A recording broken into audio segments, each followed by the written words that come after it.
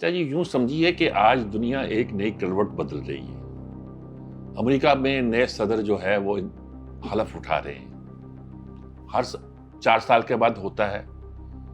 इस बार खास तौर पर यह है कि ट्रंप हलफ उठा रहे हैं और दूसरी बार हलफ उठा रहे हैं। पहला दौर उनका जो है लोगों के जहनों में बिल्कुल ताज़ा है और ये भी मालूम होता है, साफ दिखाई देता है कि कई बातें वो कहते हैं तो करते भी हैं।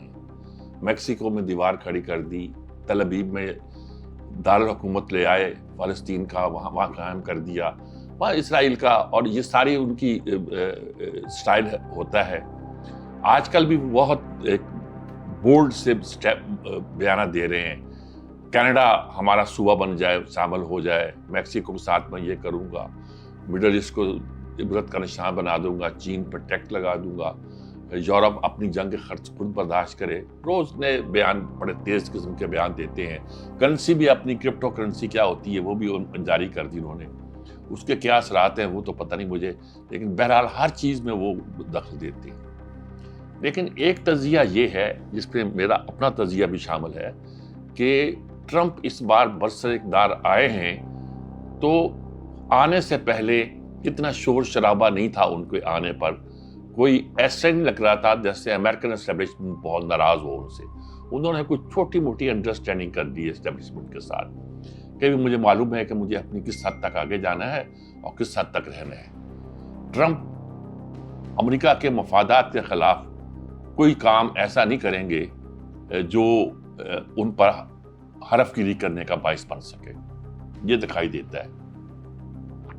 हमें इन लंबी चौड़ी बातों से कोई ताल्लुक नहीं है, खास तौर पर हमें पाकिस्तान के हवाले से उनके मामलात को देखना है। एक तो उनके हवाले से ये कहा जा रहा है कि पाकिस्तान के हवाले से उनकी पॉलिसी क्या होगी। इसमें कहा जा रहा है कि चीन ओरिएंटेड लाजमी होगी, क्योंकि वो चीन के बारे में कहते हैं कि मैं 50% टैक्स लगा दूंगा, मैं चीन को आगे नहीं बढ़ने दूंगा, मैं मुकाबला करूंगा वगैरह वगैरह। लेकिन ये आपने देखा है कि आखिरी दिनों में आकर उन्होंने बयान दिया कि मैं और चीन के सदर मिलकर दुनिया को सही रास्ते पर चलाने की कोशिश करेंगे। यानी कि मेरी वो बात के एस्टेब्लिशमेंट के साथ उनके ताल्लुकात दरअसल से कुछ ठीक हो गए। चीन की चीज़ों पर टैक्स लगाते हैं, वो चीज़ें महंगी हो जाती हैं अमेरिका में। उसके बदले में आपको क्या मिलता है कि वहाँ से सनतें उठ के अमेरिका में आती हैं, अमेरिका में लोगों को रोजगार मिलता है, लेकिन महंगाई इतनी हो चुकी होती है कि उसका नुकसान ही गिना जाता है कि फायदा नहीं गिना जाता। अब उन्होंने सोचा है किस तरह आपको चीन के साथ फाहम तफहीम के साथ रहना है।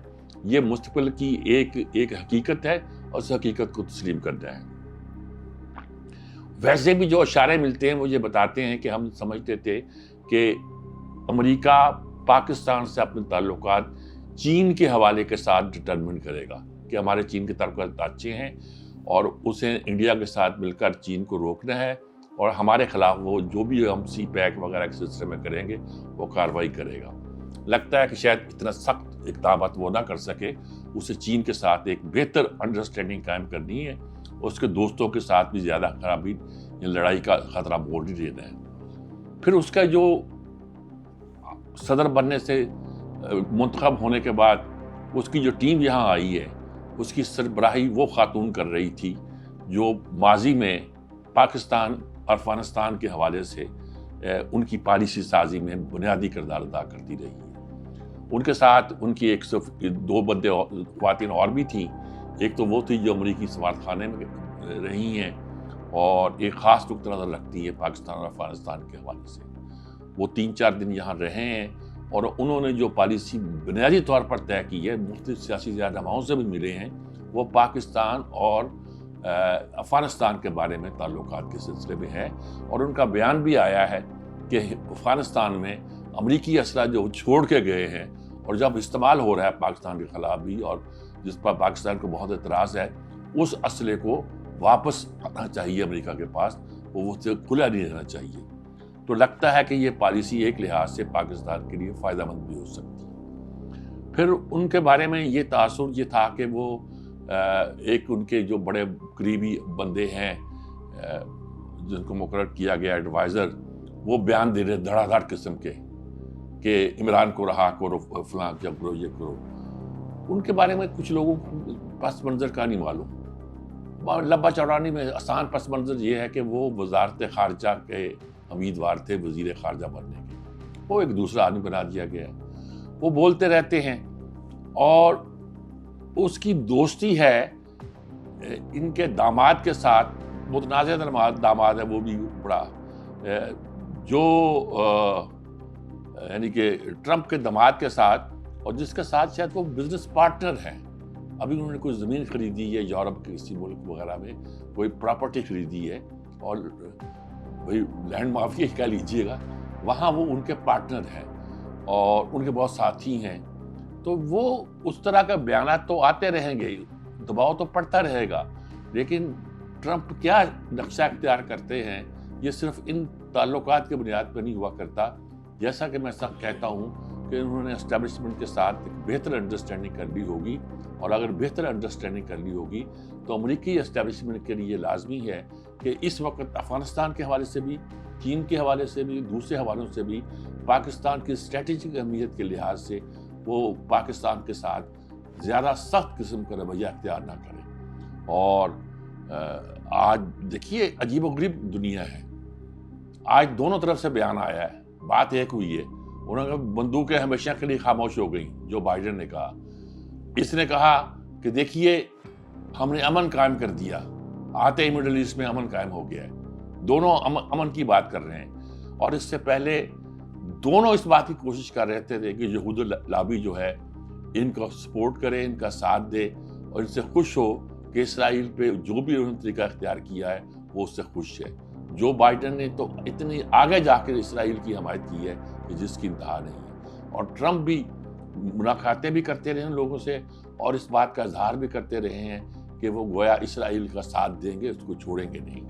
تو یہ ساری چیزیں بتاتی ہیں کہ نیا آنے والا دور، جس کو ہم نیا دور سمجھتے ہیں اور کہتے ہیں کوئی ایسا نیا نہیں ہوگا، وہ بہت چیزوں کے معاملے میں جیسے دنیا سوچ رہی ہے کہ کوئی کروٹ لے رہی دنیا، ایک نئی جہان پیدا ہو جائے گا، ویسا نہیں ہوگا۔ ہمارے لیے بھی سپیس ہوگی، ہمیں جانا چاہیے کہ بہت سے لوگ وہاں، تو جب آپ کچھ سے بیان دلاتے ہیں، ہمارے پروگرام میں بریگیڈیئر فاروق حمید صاحب نے ایک اس وقت وہ ڈیفنس اتاشی تھے واشنگٹن میں ہمارے سفارت خانے میں، انہوں نے بتایا کہ وہ کسی بیان دے رہا تھا، کہا ہاں چلو بیان دیتے ہیں، پھر اس کو میں نے دیکھا اچانک صاحب نے اپنی چیک بک نکالی، سائن کرنے شروع کر دیے۔ میں نے کہا بھائی یہ کیا ہو رہا ہے، حالانکہ یہ اتنے اہم عہدے پہ، انہوں نے کہا آپ کو نہیں پتا، یہاں کسی سے بیان لینا ہو تو پیمنٹ کرنی پڑتی ہے، ادائیگی کی جائے گی تو اس حساب سے زوردار بیان آئے گا، تو کانگریس کے بیان، فلانے بیان، یہ بیان، اس پہ آپ نہیں جائیں، یہ فنڈنگ کا مسئلہ ہے، الیکشن فنڈنگ کا مسئلہ ہے۔ تو وہ ہوتا یہ ہے کہ وہ اس کو ہم کسی اور طرح انٹرپریٹ کرتے ہیں۔ تو اس طرح ان کے تعلقات ہیں۔ ایک آدمی جس کو انہوں نے وزیر خزانہ اپنا خارجہ نہیں بنایا، دوسرے کام پہ رکھا، جن کے تعلقات ان کے داماد سے بھی ہیں، جس پہ بہت سی گفتگویں ہوتی ہیں، اس نے پراپرٹی شیئر ہولڈر بھی ہے، وہ اس کے حوالے سے کچھ بیانات بھی آئے ہیں، لیکن کیا اس سے آگے بات بڑھتی ہے کہ نہیں بڑھتی ہے، یہ ہماری صلاحیت ہے خارجہ امور کی، مہارت کی، ہم کیسے اس سے استعمال کرتے ہیں۔ چین کے حوالے سے رویہ میں نے عرض کیا ہے کہ وہ خود اب اس بار میں محتاط چلنا چاہتے ہیں۔ ہمارے لیے بہت چانس ہوگا کہ ہم آنے والے دنوں میں ٹرمپ کے آنے کے باوجود بھی پاکستان کے لیے ایک بہتر مستقبل کا راستہ تلاش کر سکتے ہیں امریکہ سے تعلقات کے حوالے سے۔